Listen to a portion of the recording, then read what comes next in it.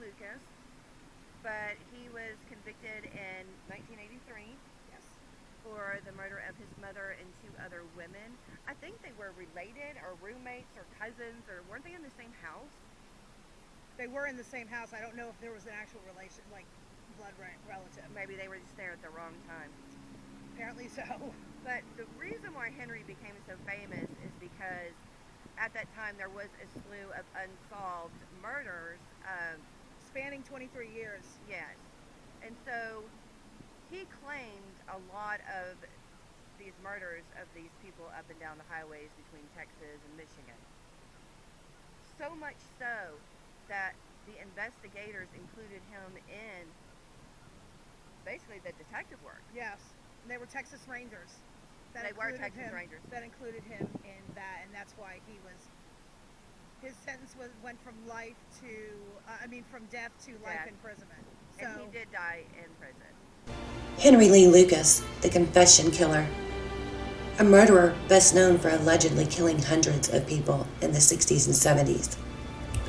Born to alcoholic parents, including a mother who prostituted herself, Lucas's sexual deviancy formed in his teen years. And in 1960, he was sentenced for the murder of his mother. Paroled in 1970, Lucas went back to jail for attempted kidnapping of a 15-year-old girl. Released again in 1975, he killed 2 more women and arrested in 1983. Lucas sat on death row, later changed to life in prison for assisting the Texas Rangers in unsolved murders, which he claimed he had committed. He confessed to murdering hundreds of people, though no proof existed beyond 3 known victims. Henry Lee Lucas died in a Texas prison from natural causes in 2001.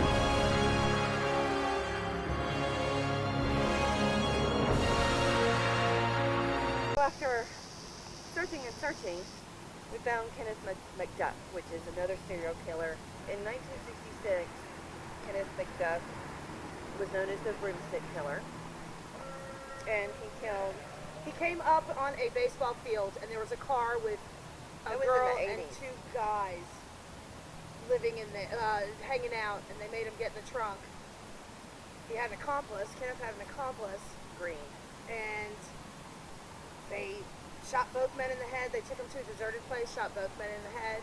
They raped the girl, both of them. Mm-hmm. And then they beat her, they strangled her with a broomstick, which is why he's known as the broomstick killer. Kenneth Allen McDuff, known as the broomstick killer. McDuff's criminal record began 2 years before his first murder conviction in 1964.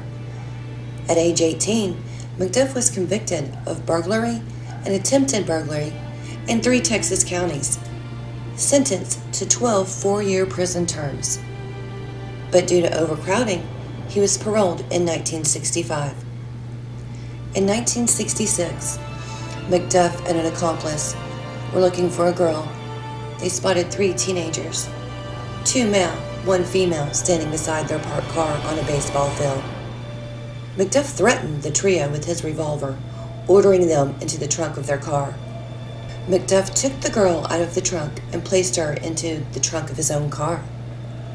McDuff then shot 6 shots into the victim's trunk, killing the 2 males. After being tortured and raped, McDuff used a broomstick to strangle the girl to death, then dumping her body. McDuff was arrested and received the death sentence. McDuff's death sentence was lessened to a life sentence. He was released after 13 years.